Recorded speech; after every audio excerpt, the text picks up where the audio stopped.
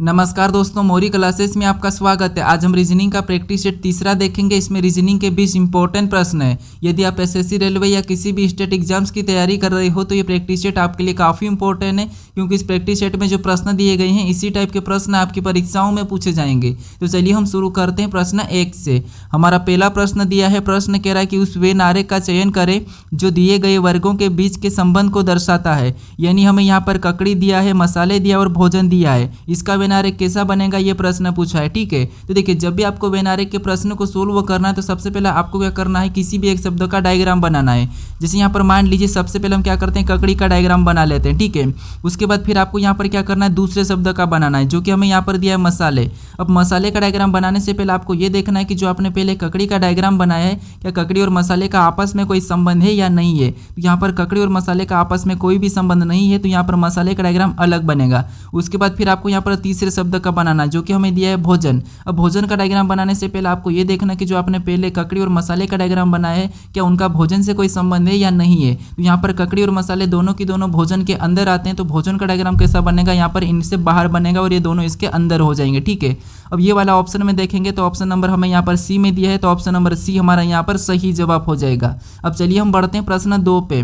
अब दूसरे नंबर का प्रश्न दिया है। अब प्रश्न कह रहा है कि विलुप्त संख्या ज्ञात कीजिए। यानी हमें यहाँ पर एक प्रश्नवाचक चिन्ह दिया है, यहाँ पर कौन सी संख्या होगी यह हमें बताना है। ठीक है, तो देखिए जब भी आपको लुप्त संख्या के प्रश्न को सोल्व करना है तो सबसे पहले आपको क्या करना है, जो प्रश्नवाचक चिन्ह दिया है उसी की जगह बाकी की संख्या कैसे लिखी है सबसे पहले तो आपको पता करना है। ठीक है, जैसे यहाँ पर 81 कैसे लिखा और यहाँ पर 64 कैसे लिखा, ये सबसे पहले आपको पता करना है। तो यहाँ पर देखिए नीचे हमें क्या दिया है, 3 और 5 दिया है और यहाँ पर 7 और 2 दिया है। तो इन संख्या को हमेशा क्या करके हमें यहाँ पर 64 मिले और यहाँ पर इन संख्या को ऐसा क्या करके हमें 81 मिले। ठीक है, ये हमें पता करना है। अगर हम यहाँ पर 3 और 5 को आपस में जोड़ देते हैं तो यहाँ पर कितने होंगे, 8 होंगे। ठीक है, और 8 का वर्ग कर लेते तो 8 का वर्ग कितना होता है, तो 8 का वर्ग होता है 64। कितना होता है, 64, और 64 यहाँ पर लिखा है। अब इसी तरीके से हम क्या करेंगे, दूसरी आकृति में पता करेंगे। तो यहाँ पर भी हम 7 और 2 को आपस में जोड़ लेते हैं। ठीक है, तो यहाँ पर कितने हो जाएंगे, 9 हो जाएंगे। और जैसे हमने यहाँ पर वर्ग किया तो यहाँ पर भी हम क्या करेंगे, सेम तरीके से वर्ग कर लेंगे।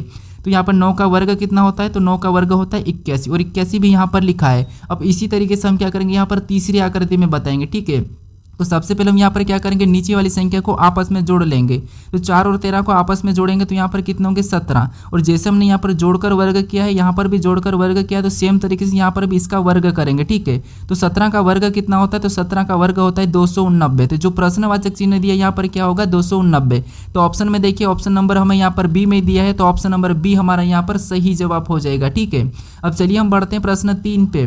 अब तीसरे नंबर का प्रश्न दिया है। अब प्रश्न कह रहा है कि नीचे दिए गए विकल्पों में से संबंधित संख्या को चुनिए।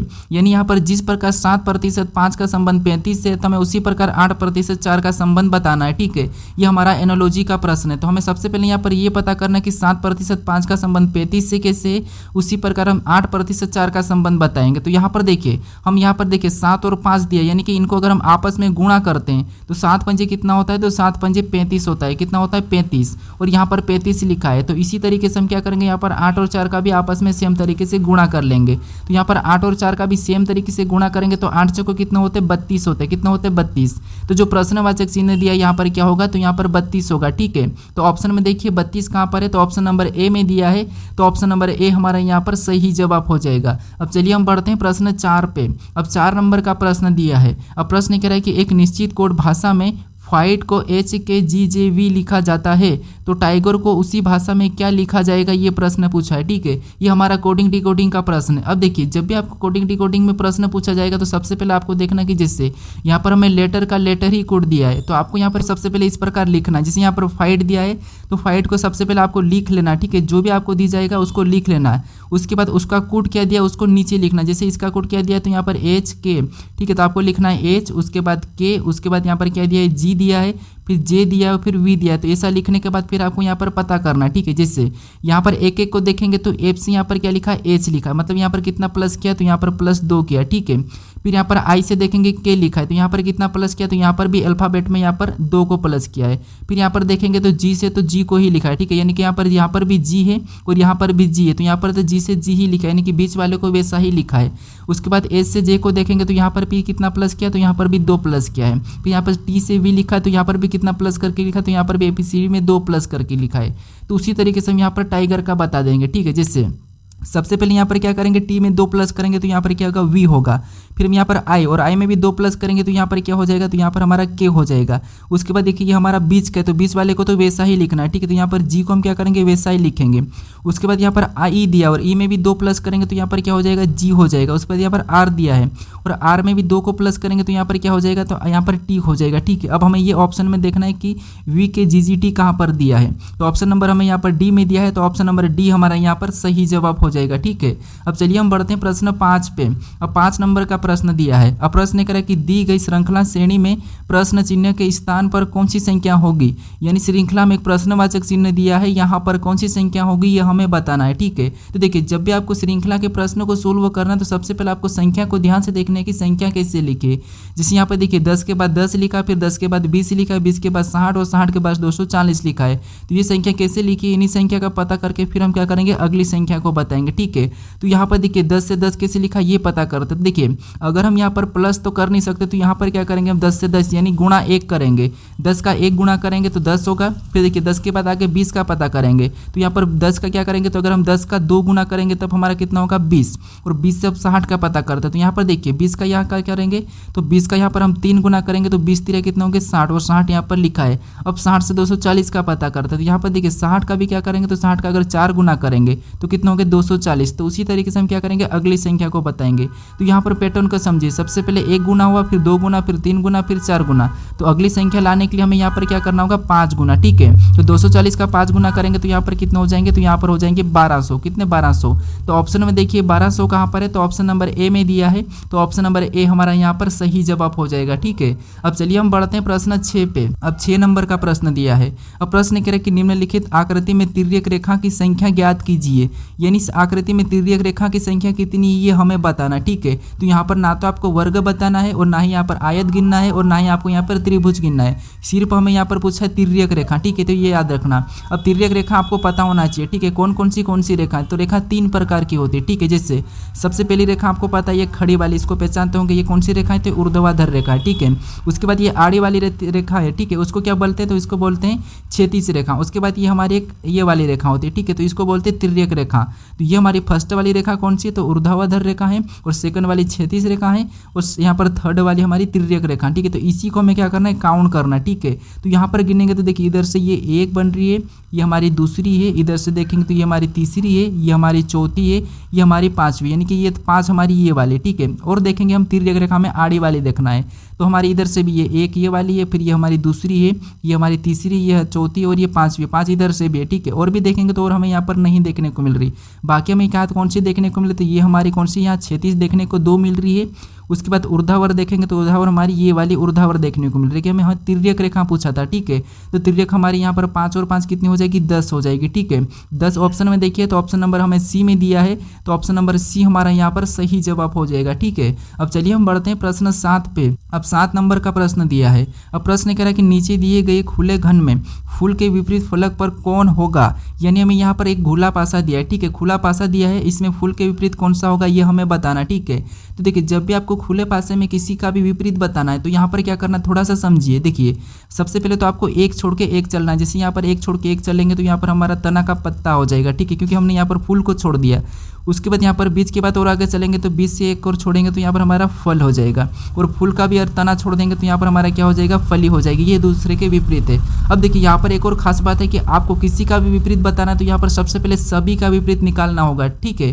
क्यों निकालना होगा, क्योंकि यहाँ पर देखिए जब भी आप विपरीत बताते हो तो विपरीत में कभी भी जो विपरीत होता है उसका कोना और भुजा मिला हुआ नहीं होना चाहिए, ठीक है। तो यहाँ पर हमें किसका विपरीत पूछा है, तो हमें यहाँ पर फूल का विपरीत पूछा है, तो फूल का विपरीत यहाँ पर क्या निकला हमारा, तो फूल का फली निकला है। तो ऑप्शन में देखिए फली कहाँ पर है, तो ऑप्शन नंबर डी में दिया है, तो ऑप्शन नंबर डी हमारा यहाँ पर सही जवाब होगा, ठीक है। तो थोड़ा सा इसको अच्छे से समझ ले, क्योंकि इसके बाद आपको मैं सिखाऊंगा बंद कैसे पासे को करना है। अब चलिए हम बढ़ते हैं प्रश्न 8 पे।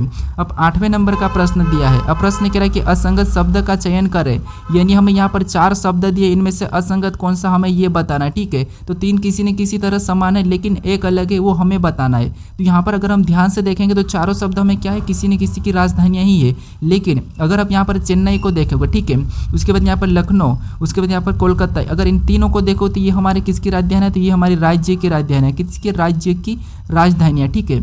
लेकिन जो हमें दिल्ली दी है ये हमारी किसकी राजधानी है, तो ये हमारी देश की राजधानी, किसकी, देश की। अब ये किस देश की राजधानी, ये मुझे आप कमेंट करके बताओ, ठीक है। तो हमें यहाँ पर असंगत यानी कि अलग पूछा था, तो अलग हमारा यहाँ पर ऑप्शन नंबर सी वाला सही होगा, ठीक है। कौन सा होगा, ऑप्शन नंबर सी। अब चलिए हम बढ़ते हैं प्रश्न 9 पे। अब 9 नंबर का प्रश्न दिया है। अब प्रश्न कह रहा है कि उस विकल्प का चयन करें जो ए बी रेखा की दर्पण छवि को दर्शाता है। यानी यहाँ पर हमें पेस्ट दिया है, इसकी यहाँ पर ए बी रेखा दर्पण छवि इधर कैसी बनेगी, ये प्रश्न पूछा है, ठीक है। तो देखिए जब भी आपको ऐसी दर्पण छवि वाला प्रश्न पूछे कोई सी भी रेखा, तो आपको क्या करना है, एक एक को देखना है। जैसे सबसे पहले यहाँ पर किसकी छवि बनेगी, तो इधर जाएंगे तो टी की बनेगी, किसकी, टी की, ठीक है। और टी यहाँ पर देखिए कैसा बनेगा, तो कोई प्रभाव नहीं पड़ेगा, इस टाइप से बनेगा। तो ऑप्शन में देखिए यहाँ पर तो नीचे की ओर झुका और यहाँ पर भी नीचे की ओर झुका, तो दोनों ऑप्शन हमारे गलत हो जाएंगे, ठीक है। उसके बाद सेकंड देखेंगे तो यहाँ पर एस की बनेगी, तो एस की कैसी बनेगी, तो एस की ऐसी हमारे उल्टा हो जाएगा, ठीक है। उसके बाद हमारे यहाँ पर ई की बनेगी, तो ई भी कैसा बनेगा, तो ई भी हमारा ऐसा उल्टा हो जाएगा, ठीक है। उसके बाद हमारे यहाँ पर पी की बनेगी, तो पी भी हमारा कैसा बनेगा, तो पी हमारा इस टाइप से बना। तो ये हमें ऑप्शन में देखना है। तो ऑप्शन हमारा हमें यहाँ पर बी में दिया है, ठीक है। तो बी वाला हमारा यहाँ पर सही होगा, क्योंकि ई पर यहाँ पर कोई प्रभाव नहीं पड़ा है, तो इसीलिए यहाँ पर हमारा बी वाला सही जवाब हो जाएगा। अब चलिए हम बढ़ते हैं प्रश्न 10 पे। अब 10 नंबर का प्रश्न दिया है। अब प्रश्न कह रहा है कि 3 लोगों के एक परिवार में पी ए का पिता है और के ए का दादा है, तो के पी से किस प्रकार संबंधित है, ये प्रश्न पूछा है, ठीक है। तो देखिए ये हमारा रक्त संबंध का प्रश्न है। तो यहाँ पर कह रहा है कि 3 लोगों के एक परिवार में पी ए का पिता है। अब पी क्या है, तो पी ए का पिता है, ठीक है। तो ये पी क्या है, ए का पिता है, तो ये ऊपर लिखाएगा और ए नीचे लिखाएगा, ठीक है। ए का पिता है तो इसे हम प्लस मान लेते हैं। उसके बाद हमें ए को ने ये नहीं कहा, ठीक है।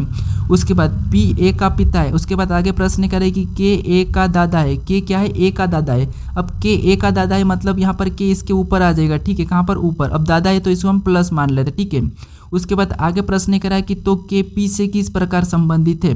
यहाँ पर पूछ रहा है कि पी से, यानी कि यहाँ पर उल्टा बताना आपको कि पी का के क्या लगेगा। तो पी का के क्या लगेगा, तो यहाँ पर देखिए ये इसका पिता होगा, तो ये क्या लगेगा, पिता लगेगा। तो ऑप्शन में देखिए पिता कहाँ पर है, तो ऑप्शन नंबर ए में दिया है। तो ऑप्शन नंबर ए हमारा यहाँ पर सही जवाब होगा, ठीक है। तो काफ़ी सारे स्टूडेंट क्या करते हैं, यहाँ से कन्फ्यूज होता है, प्रश्न को तो सही कर लेते हैं लेकिन वहाँ पर आपको रिलेशन बताने में दिक्कत आती है, ठीक है। तो जहाँ पर भी से लगा वहाँ से आपको उल्टा बताना। जैसे यहाँ पर पी से पूछा था तो पी का क्या लगेगा, ये आपको उल्टा बताना है। अब चलिए हम बढ़ते हैं प्रश्न 11 पे। अब 11 नंबर का प्रश्न दिया है। अब प्रश्न करें कि राम स्कूल जाने के लिए 3 बार दाएं, 4 बार बाएं, फिर 5 बार दाएं, फिर 1 बार बाएं मुड़ा तो स्कूल पहुंच गया, तो बताइए राम कितनी दिशा में चला। अब यहाँ पर आप क्या करोगे, इस प्रश्न को 100% गलती करोगे, ठीक है। क्योंकि यहाँ पर आप कैसे प्रश्न को सोल्व करोगे, सबसे पहले देखो कि राम 3 बार कहाँ पर मुड़ा, तो दाएं, यानी आप करोगे कि 3 बार दाएं मुड़ा था। उसके बाद 4 बार, तो 4 बार बाएं, तो आप 4 भी लिख लोगे कि ये 4 बार बाएं। उसके बाद फिर 5 बार दाएं, तो आप क्या करोगे 5 लिख लोगे। उसके बाद या फिर 1 बार बाएं, तो आप क्या करोगे 1 लिख लोगे। फिर मुड़ा तो स्कूल पहुंच गया, तो बताइए राम कितनी दिशा में चला। तो आप क्या करोगे, सभी को जोड़ लेगो, ठीक है। सभी को जोड़ेगा तो यहाँ पर कितना होगा, तो 3 और 4 7, 7 5 12, 12 1 13 कितना होगा, तो देखिए 3 और 4 7, 7 5 12, 12 1 13 सभी को जोड़ेगा, ठीक है। क्या करोगे, सभी को जोड़ेगा तो 13 होगा, लेकिन 13 तो हमें ऑप्शन में दिया ही नहीं, तो फिर यहाँ पर सही जवाब क्या होगा। तो देखिए आपको ये पता होना चाहिए कि दिशा कितनी होती है। तो दिशा देखिए मुख्य रूप से तो कितनी होती है, 4 होती है, उत्तर दक्षिण पूर्व और पश्चिम, ये हमारी 4 दिशा होते हैं। लेकिन इनकी भी एक एक सहायक दिशा होती है बीच में, तो टोटल दिशा कितनी होती है, तो टोटल हमारी 8 दिशा होती है, ठीक है। तो ऑप्शन में देखिए 8 कहाँ पर है, तो ऑप्शन नंबर हमारे यहाँ पर सी वाला सही जवाब होगा। कौन सा होगा, ऑप्शन नंबर सी, ठीक है। अब चलिए हम बढ़ते प्रश्न 12 पे। अब 12 नंबर का प्रश्न दिया है। अब प्रश्न कह रहा है कि नीचे दिए गए विकल्पों में से संबंधित शब्दों को चुनिए। यानी यहाँ पर जिस प्रकार कोर्ट का संबंध न्याय से है, तो हमें यहाँ पर स्कूल का बताना है, ठीक है। तो ये भी हमारा एनालॉजी का ही प्रश्न है। और कोर्ट में क्या मिलता है, न्याय मिलता है। क्या मिलता है, न्याय मिलता है, ठीक है। उसी प्रकार स्कूल में क्या मिलेगा, ये आपको बताना, ठीक है। तो यहाँ पर देखिए कोर्ट में न्याय मिलता है, तो स्कूल में क्या मिलता है, तो स्कूल में देखिए शिक्षा मिलती है। तो ऑप्शन नंबर हमारे यहाँ पर कौन सा वाला, सी वाला सही जवाब होगा, ठीक है। जैसे अब देख कोर्टों में न्याय मिलता है, तो स्कूल में क्या मिलेगा, शिक्षा मिलेगा। ऑप्शन सी वाला सही होगा, शिक्षा, ठीक है। अब चलिए हम बढ़ते हैं प्रश्न 13 पे। अब 13 नंबर का प्रश्न दिया है। अब प्रश्न कह रहा है दिए गए समीकरण को सही बनाने के लिए किन 2 चिन्हों को आपस में बदला जाना चाहिए। यानी हमें यहाँ पर एक समीकरण दिए, उसका सॉल्यूशन भी दिया है, ठीक है। तो इनमें से 2 किन चिन्हों को बदला जाए कि ये समीकरण हमारी सही होगी, ये प्रश्न पूछा है, ठीक है। तो ये हमारा थोड़ा सा इंपॉर्टेंट प्रश्न है एसएससी के लिए। तो अब देखिए यहाँ पर क्या करना है, चिन्हों को बदल के देखना। तो कैसे बदलना, सबसे पहले आपको ऑप्शन से उठाना, ठीक है। ऑप्शन ए बी कहाँ से भी उठा के बदल चेक कर सकते हो, ठीक है। हमें यहाँ पर 109 लाना चाहिए, ठीक है। कितना, 109 आना चाहिए। तो यहाँ पर देखिए सबसे पहले हम लिखेंगे 13, कितने को लिखेंगे 13, ठीक है। उसके बाद यहाँ पर हमें क्या करना है, देखिए पहले ऑप्शन को अगर हम उठाएंगे तो हमें यहाँ पर भागित और यहाँ पर माइनस को बदलना है, ठीक है। तो प्लस को तो वैसा ही रखेंगे, अभी इसको नहीं बदलना है। तो देखिए +15, उसके बाद गुणा भी वैसे ही रखेंगे, 8 को भी वैसे ही रखेंगे। अब ये हमारा यहाँ पर भागित का चिन्ह, ठीक है। तो यहाँ पर भागित और माइनस को बदलना है, तो जो माइनस से यहाँ पर क्या हो जाएगा, यहाँ भागित हो जाएगा, और जब भागित है यहाँ पर माइनस हो जाएगा, ठीक है। तो जो भागित की जगह में माइनस का लगाना है, फिर आपको लिखना है यहाँ पर आगे वाली संख्या 96, और जो माइनस का था वहाँ पर आपको भागित का लगा के अगली संख्या क्या लिखना है, 4। अब इस समीकरण को सोल्व करने पर हमारे पास 109 आना चाहिए, ठीक है। क्या आना चाहिए, 109।